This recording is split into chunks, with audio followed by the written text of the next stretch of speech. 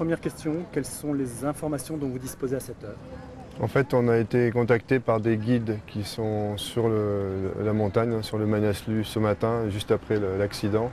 Donc on a nos informations de deux guides de haute montagne, un néo-zélandais et un français, qui sont actuellement au camp de base et qui coordonnent les informations qu'ils ont obtenues eux par rapport à ce qui se passait au-dessus. Donc il y a une avalanche vers 5 h du matin, ce matin, qui a emporté le camp 3 du Manaslu, donc, qui a 6800 mètres d'altitude. L'avalanche s'est déclenchée plus haut, probablement par une chute d'un morceau de glace, ce qu'on appelle un sérac, qui a déclenché une avalanche, qui a balayé le camp. Et donc on déplore des disparus, on a des corps qui ont été retirés de l'avalanche, mais ça se passe en altitude, donc ils n'ont pas été encore formellement identifiés. Et il y a aussi des blessés qui ont été ramenés par hélicoptère, donc des hélicoptères ont pu aller au niveau de l'avalanche, qui était donc en fait, les victimes étaient à peu près 150 mètres sous le camp, et ont pu ramener aussi des blessés à Katmandou. Voilà. Alors, en ce qui concerne les alpinistes français, quel est le bilan à cette heure, à votre connaissance? Alors a priori, et selon nos sources donc sur place, il y aurait 7 victimes françaises, voilà, et 2 blessés qui ont été ramenés à Katmandou. Les victimes se trouvaient dans leur tente au moment de l'avalanche? Alors toutes ces informations, je ne peux pas les confirmer. En fait, on ne s'est pas vraiment occupé de ce niveau de détail. On est dans une phase où on cherche à assister les victimes et leurs proches et à y voir clair au travers des informations qu'on a et à aider au maximum les gens qui sont sur place. Mais je pense qu'ils étaient, a priori, il était 5 h du matin, donc soit ils étaient vers le camp ou au-dessus du camp, peu importe, l'avalanche est arrivée de nettement au-dessus, de 7400 mètres. Alors parmi les victimes, y a-t-il des guides? Alors parmi les victimes, on vous donnera un bilan plus tard. Pour l'instant, j'ai aucune information confirmée. On n'a pas encore prévenu toutes les familles, donc on refera un point, je pense, vers 18 h. D'accord. Il y avait 2 expéditions françaises, 2 groupes français en fait, d'après ce que vous savez?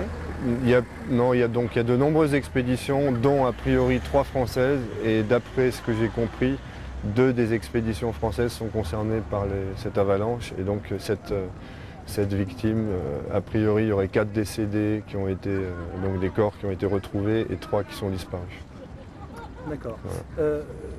Est-ce que c'est une zone particulièrement difficile à cette période? On sait qu'il y a la mousson qui s'éternise un petit peu. Je crois que c'est une des raisons peut-être de l'avalanche En fait, c'est des très hautes montagnes, 8200 mètres. Et donc il y a de la neige, il y a des cascades de glace, un peu comme vous voyez ici à Chamonix. On a eu aussi malheureusement un accident au mois de juillet, similaire on va dire. Donc c'est des montagnes complexes avec des dangers objectifs. Et donc là, a priori, il y aurait eu une avalanche causée par ce qu'on appelle un risque objectif, un bout de glace qui tombe dans une pente et qui déclenche une avalanche. A priori, c'est ce qui serait produit ce matin. Et une avalanche de masse en fait. Donc c'est une assez grosse avalanche qui a balayé le camp. Pour l'ampleur exacte et tous ces genres d'informations, on n'a pas vraiment. C'est pas notre souci actuellement. Voilà. Vous, c'est une montagne que vous connaissez bien, vous Oui. l'avez déjà gravie. Oui. Qu'est-ce qu'elle a de particulier à cette époque-là? Non, c'est pas particulier à cette époque, c'est simplement que c'est une montagne très fréquentée. C'est la montagne la plus fréquentée à l'automne. Donc au printemps, on a des milliers d'alpinistes à l'Everest par exemple. Et là, à l'automne, c'est pas une bonne saison pour l'Everest. Et les expéditions vont plutôt sur des sommets comme le Manaslu. Et suite aussi d'ailleurs à des restrictions d'accès au Tibet, où on ne peut plus aller par exemple sur la voie normale du Shoyu, qui était un sommet très classique. Donc il y a pas mal d'expéditions qui se rabattent sur le Manaslu, qui est un sommet classique. Et il y avait plusieurs centaines de personnes entre le camp de base et les différents camps. Il y a à peu près 350 personnes quand même. Alors, je voudrais comprendre une chose, excusez-moi, je vais vous couper parce qu'il y a quelque chose d'important, il faut être extrêmement précis. Excusez-moi, messieurs. Messieurs, Pardon. Merci. Vous avez dit 7 victimes et après vous avez dit 4 personnes décédées et 3 disparues? Ouais. Donc, c'est-à-dire que l'avalanche... Alors attendez, parce que on est bien d'accord, il y a 7 victimes françaises, mais 4 personnes décédées retrouvées et 3 disparues. En fait. Voilà. Je crois qu'il faut peut-être le préciser parce que oui, bien sûr. On va reprendre. Donc que peut-on dire en ce qui concerne des victimes françaises? Alors, pour ce qui concerne les victimes françaises, d'après nos informations donc de 2 guides qui sont au camp de base et qui ont été au contact des gens qui ont fait les recherches et les secours plus haut, il y aurait donc 4 personnes décédées dont les corps ont été retrouvés. et 3 personnes disparues aux alentours de la zone de l'avalanche.